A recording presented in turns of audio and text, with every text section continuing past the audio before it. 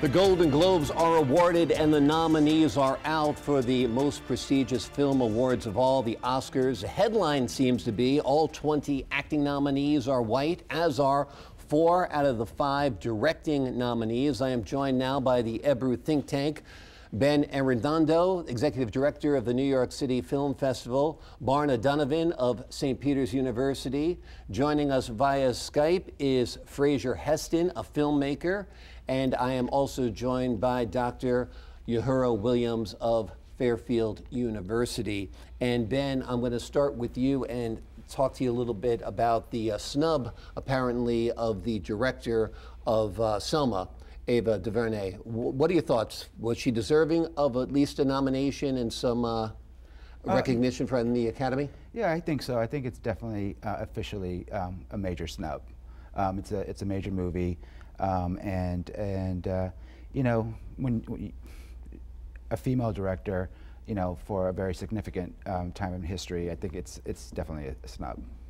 There are so many films out there. It's hard to narrow down to your list of best, and I think even the best actors will say that I'm just glad to be part of this group, yeah. As opposed to actually winning the award. The nomination is really what says all, because so much lobbying goes behind this as well. Barna, what is your standout film for 2014? Personally, for me, it's Boyhood.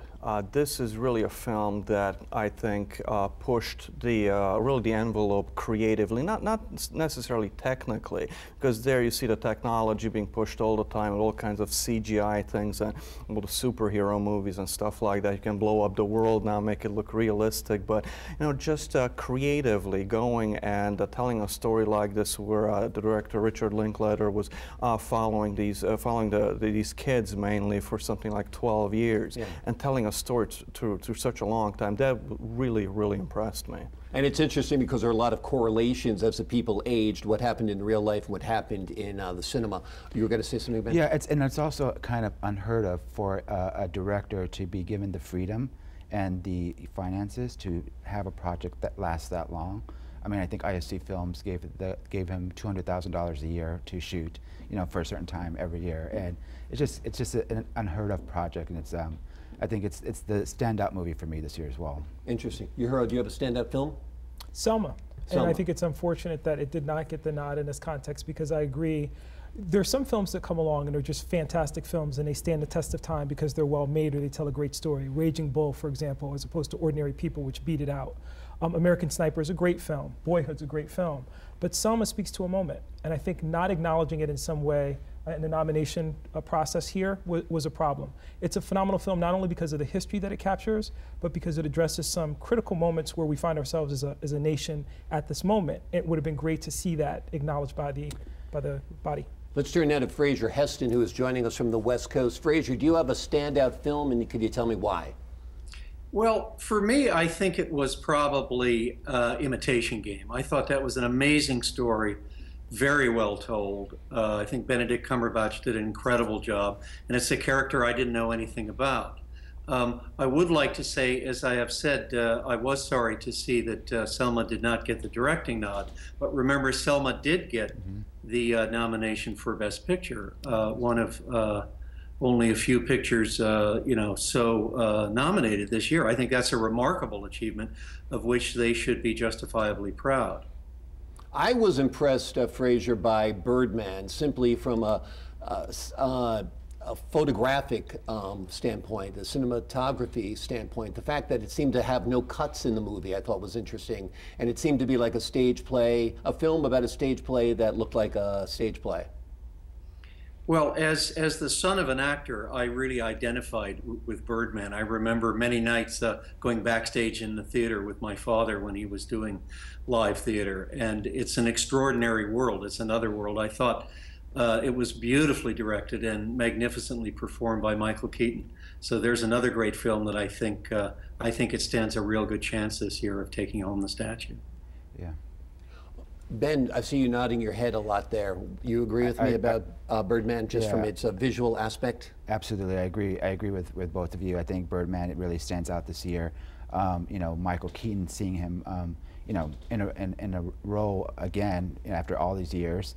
And basically playing himself. Mirroring his real life. Exactly. For the folks at home who haven't seen the film, it's basically about a Birdman character who could be Batman, and 20 years later a guy funds his own Broadway play. I mean, Michael Keaton as Batman was like one of the first big superheroes on screen, outside of maybe... And brought back the whole genre of comic book superheroes. Yeah, and so like it mirrors his real life.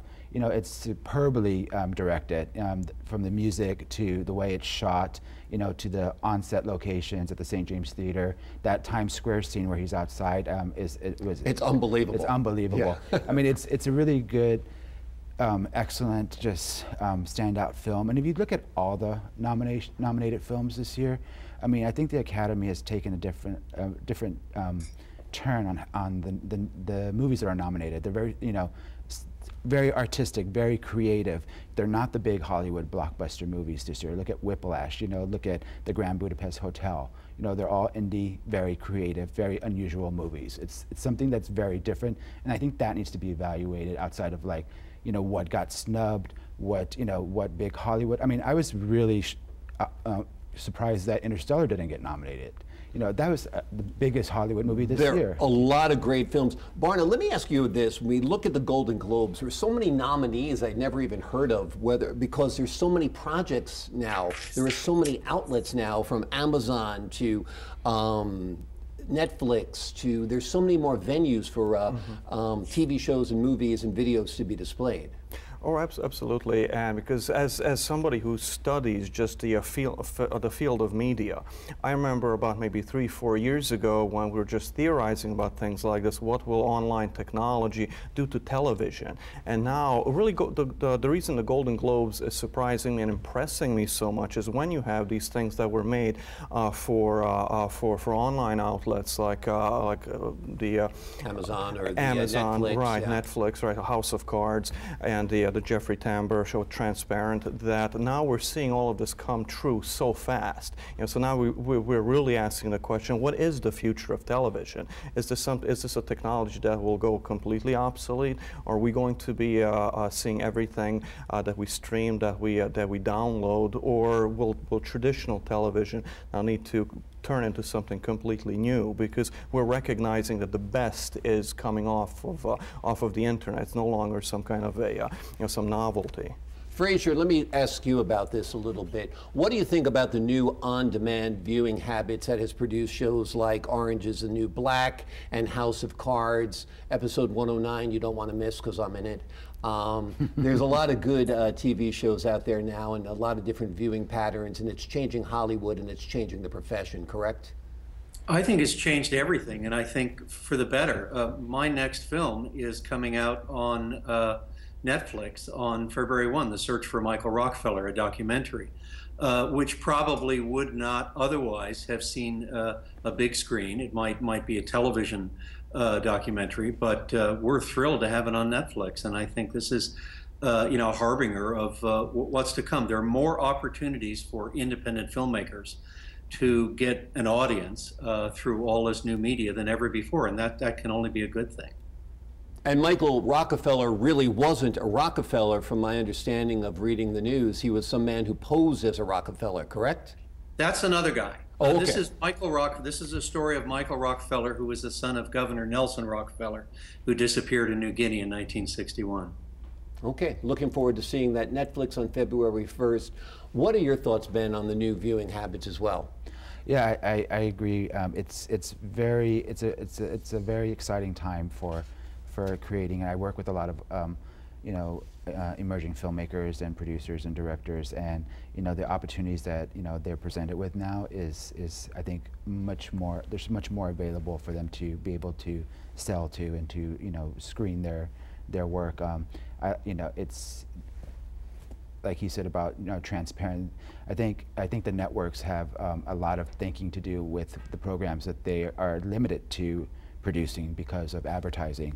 I think with the freedom of internet and the freedom of cable channels, they are able to take more risk and be more creative. Exactly. Yeah. And also you're getting direct revenue if you are in Netflix or in Amazon where people are paying $8 a month. My son asked me, how does Netflix afford to put out such a big budget show? It's because half of America, it seems at least, is paying $8 a month to directly watch TV shows like this. And if they're going to keep that revenue stream coming, they need to keep it funded by having good programming to watch. Barna, what is your take on Whiplash? Interesting film because I don't think it's going to be getting. Let's see, J.K. Simmons is nominated, correct, for the supporting actor.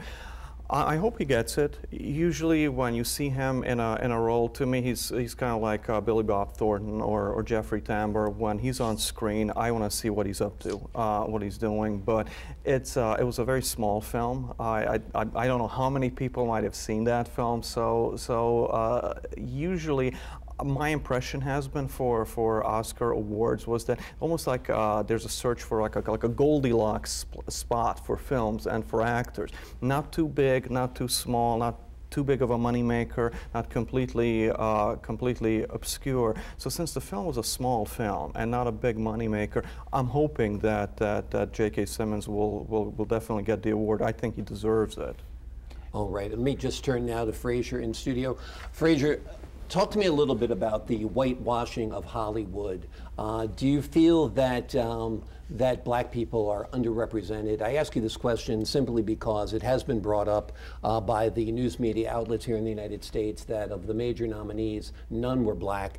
And as we approach Dr. Martin Luther King Day, we wonder if Hollywood is actually giving a distorted view of what America and the world looks like.